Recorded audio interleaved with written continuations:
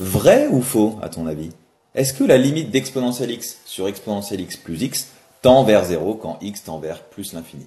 C'est le défi qui était donné au bac 2022 en Amérique du Nord. Allez, comment fait-on ici? Ici déjà on est un peu troublé parce qu'effectivement on se dit exponentielle x plus x en rajoutant x qui tend vers plus l'infini, on se dit que le dénominateur il est vraiment beaucoup plus grand que le numérateur. Et donc on se dit, vu que le dénominateur est plus grand, alors le tout va tendre vers 0. Donc c'est tentant de dire que c'est vrai. Maintenant, il faut se méfier parce que on a des techniques sur les limites. La principale technique que tu dois connaître quand tu es en terminale, c'est ce qu'on appelle la mise en facteur du terme prépondérant. Ici, on se pose la question, quel est le terme prépondérant? Est-ce que c'est x le terme le plus fort ou est-ce que c'est exponentielle x le terme le plus fort? Et là, il faut absolument que tu connaisses cette chose-là. Il faut que tu connaisses ce graphique-là où tu vois que l'exponentielle est, qui est ici, donc je vais l'écrire, là c'est exponentielle x, là c'est x et là c'est ln de x.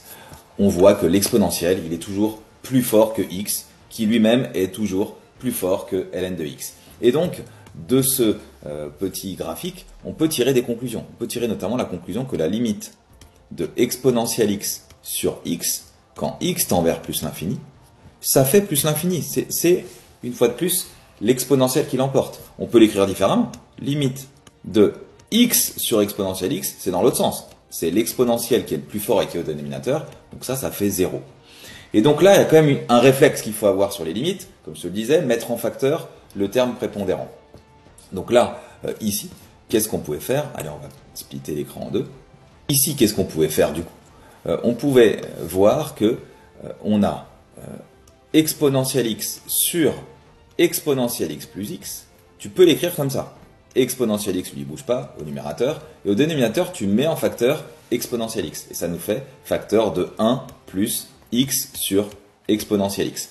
Et là, on retrouve, donc là déjà, ça simplifie, on obtient du coup que ça fait 1 sur 1 plus x sur exponentielle x. Et là, on retrouve, attention, ici on retrouve notre limite connue, x sur exponentielle x. On se sert, souviens-toi, hop, de ce graphique-là, pour voir que la limite de x sur exponentielle x tend vers 0. Et donc, ici, cette chose-là, cette expression-là, tendait vers 0.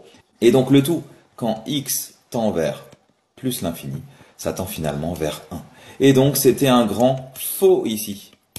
Et oui, cette limite-là n'est pas égale à 0, mais elle est égale à 1.